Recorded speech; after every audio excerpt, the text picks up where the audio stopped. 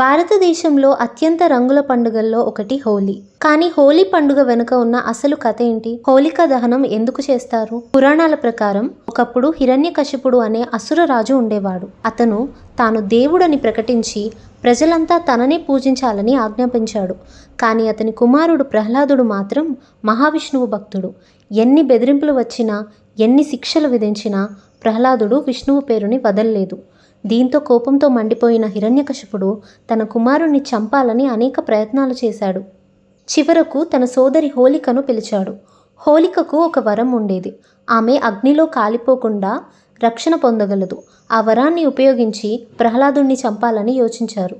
హోలిక ప్రహ్లాదుణ్ణి ఒడిలో కూర్చోబెట్టుకుని అగ్నిలోకి ప్రవేశించింది. కానీ అక్కడ జరిగింది అందరికీ ఆశ్చర్యం కలిగించింది. ప్రహ్లాదుడు తన భక్తి మరియు విశ్వాసంతో అగ్నిలోనూ సురక్షితంగా బయటపడ్డాడు. హోలిక మాత్రం తన దురుద్దేశం మరియు అహంకారం వల్ల అగ్నిలో దహనమైంది. ఈ సంఘటనను చెడుపై మంచికి సాధించిన విజయంగా భావిస్తారు. అందుకే హోలీ పండుగకు ముందు రోజు హోలికా దహనం నిర్వహిస్తారు. ప్రజలు మంటలు వెలిగించి చెడు శక్తులు, చెడు ఆలోచనలు దహనమైనట్లు సూచిస్తారు. తర్వాతి రోజు రంగులతో హోలీ పండుగను జరుపుకుంటారు. ఈ రంగులు ఆనందం, ఐక్యత, స్నేహం మరియు కొత్త ఆరంభానికి ప్రతీకలు.